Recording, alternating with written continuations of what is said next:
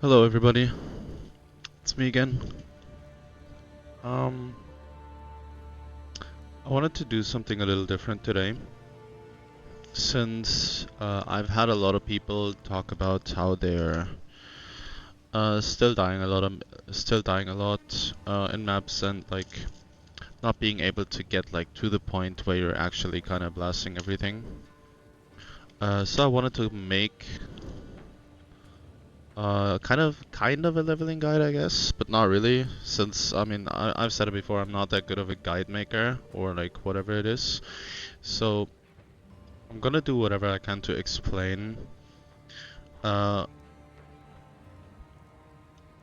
how I made it work for myself, or basically how you could make it work for yourself. So to start off with something that I've said here before, everything before you get Ice Strike feels completely fucking terrible. It is, uh, just in my opinion, obviously horribly bad. How terrible the skills for Monk are before Ice Strike. I would say Glacial Cascade, I think it's called, is not horrible, but also doesn't feel that good either.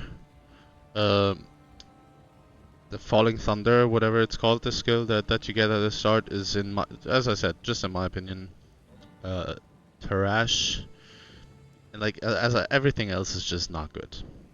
So if I had to level again, I would probably still play quarter save and use the skills because I like the challenge. But like, if you're a new player or whatever it is, I would recommend using a bow and playing lightning arrow. Sorry, like just use a bow and play lightning arrow. It's so much easier. It's so incredibly easy leveling on lightning arrow. Um, yeah. So after you get ice strike, it becomes a lot easier. Like ice strike plus spell.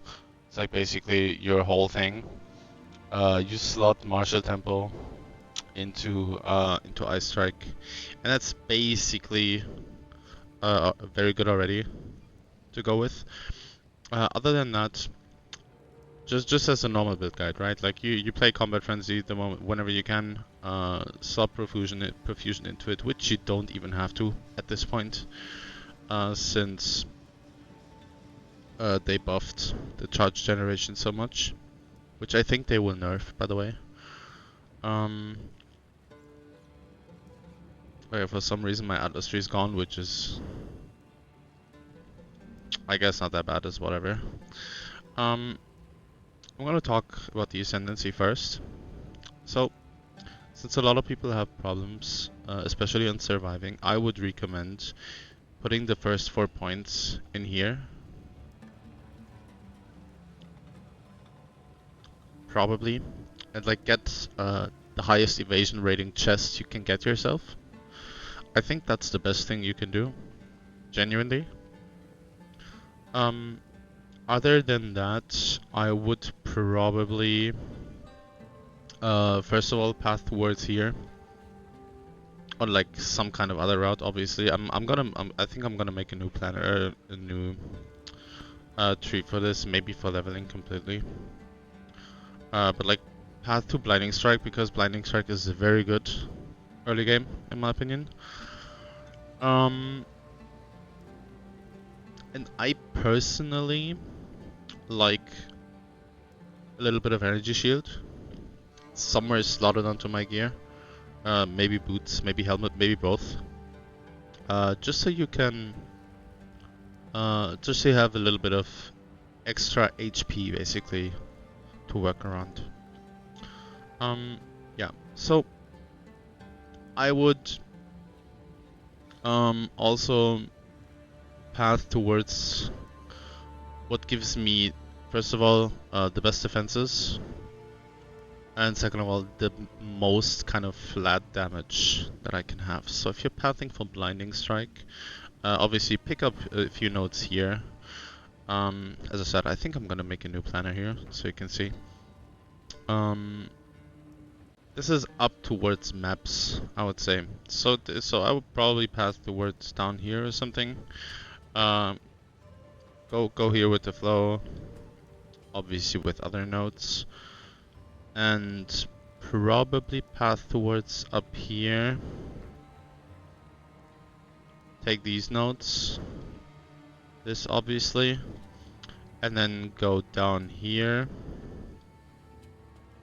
towards these, because this is just insane, right? Like bestial skin is insane. It gives you it gives you very, very good evasion, and it also allows you to slot some energy shield onto your gear as well, right? Because it gives it basically blasts your evasion up.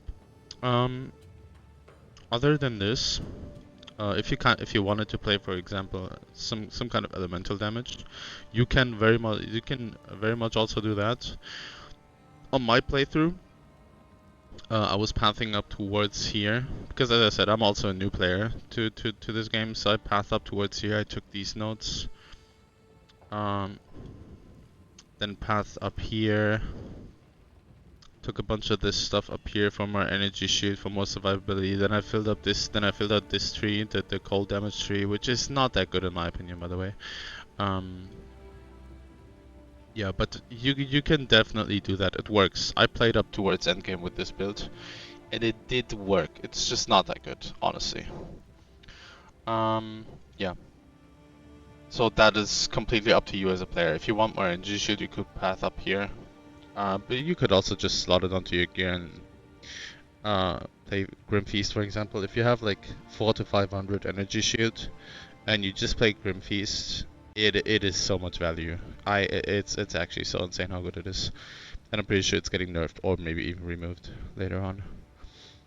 You can also play Spectral Ward depending on how good your chess piece is on evasion.